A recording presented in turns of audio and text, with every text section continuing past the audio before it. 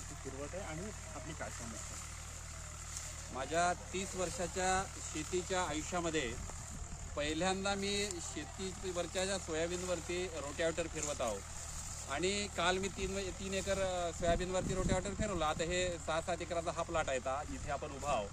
या ठिकाणी आज मी सर्व कृषी अधिकाऱ्यांना, सर्व SDO कृषी, तालुका कृषी, सहाय्यक कृषी, सर्व तलाठी आणि ग्रामसेवक सर्वांना ह्या ठिकाणी बोलवलं आणि हे कशामुळे असं झालं हे सर्व प्रश्न तुमच्या समक्ष सर्व अधिकाऱ्यांना मी विचारले. त्यांचं म्हणणं असं पडलं की हे पानं हिरवी आहे ते मी आता त्यांचं म्हणणं पडलं की हे मोडकूज आणि खोडकूजमुळे झालं. मुळही चांगला आहे ना खोडही चांगला आहे तो, हा पहिला विषय. दुसरा विषय म्हणला की ते माती परीक्षण करावं लागेल. हे शेत माझं ऑर्गॅनिक आहे तर मी एक दाना रासायनिक खताचा टाकत नाही इथं मागच्या 10 वर्षापासून. तुम्ही पाहिलेली हळद आहे ती त्या एक दाना हळदीला त्या रासायनिक खताचा नाही आहे. आज छातीवर हळद आलेली आहे ती म्हणजे चांगल्या क्वालिटीची जमीन आहे ती, हे सिद्ध करावं लागेल तुम्हाला. तिसरा विषय की शेंगा लागलेल्या आहेत त्या एकही दाना भरलेला नाही आता. मी माझ्या आयुष्यामध्ये शेतीच्या याच्यापेक्षा जास्त पावसाळे पाहिलेले आहेत परंतु अशा पद्धतीचं सोयाबीन कधीच झालेलं नाही आहे इथं. म्हणजेच याचाच अर्थ की मॅडमनी आता सांगितलं की PKV आंबा नावाच्या व्हेरायटीला चांगले दाणे भरलेले आहेत. म्हणजे याचा अर्थ ह्या सगळ्या बोगस व्हेरायटी आहेत हे सिद्ध झालेलं आहे.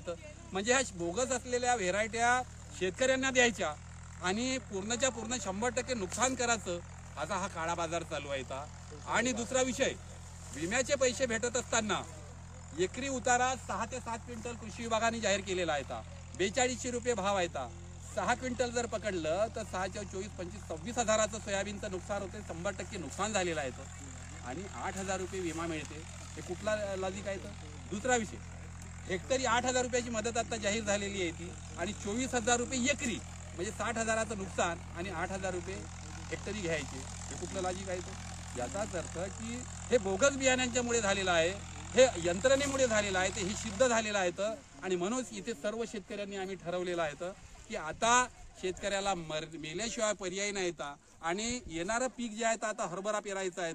हे जर आता बुरशीमुळे झालं असं जर शासन म्हणत असेल तर मग आता हरभरा कसा येईल? कारण हे बुरशी लागलेला जमिनीत चाललेला आहे. याच्यावर उपाययोजना का केल्या जाव्या हे सुद्धा कृषी विभागाने सांगावे. दुसरा विषय की जिल्हा कृषी अधीक्षकाच्या माध्यमातून जे आकडे शासनाला जायला पाहिजे होते ते वेळेवर न गेल्यामुळे आमचा चंद्रपूर जिल्हा सुरुवातीच्या GR मध्ये नाही आहे. 29 जिल्हे महाराष्ट्रातले नुकसान भरपाईसाठी ग्राह्य धरण्यात आले होते पण चंद्रपूर जिल्हा नव्हता.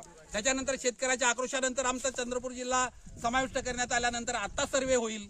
आता सर्वे झाल्यानंतर ते तालुक्याचे सर्वे जिल्ह्याला जाईल, जिल्ह्याचे सर्वे मंत्रालयात जाईल, मंत्रालयाची कॅबिनेट होईल, कॅबिनेट झाल्यानंतर चंद्रपूर जिल्ह्याची मदत येईल. तोपर्यंत 29 जिल्ह्याची मदत वाटप होईल आणि आम्ही मात्र त्यांच्याकडे टुकूर टुकूर पाहत राहायचं. असा प्रकार सर्व सावडा गोंधळ झालेला आहे आणि अशा अवस्थेमध्ये शेतकरी सापडलेला आहे.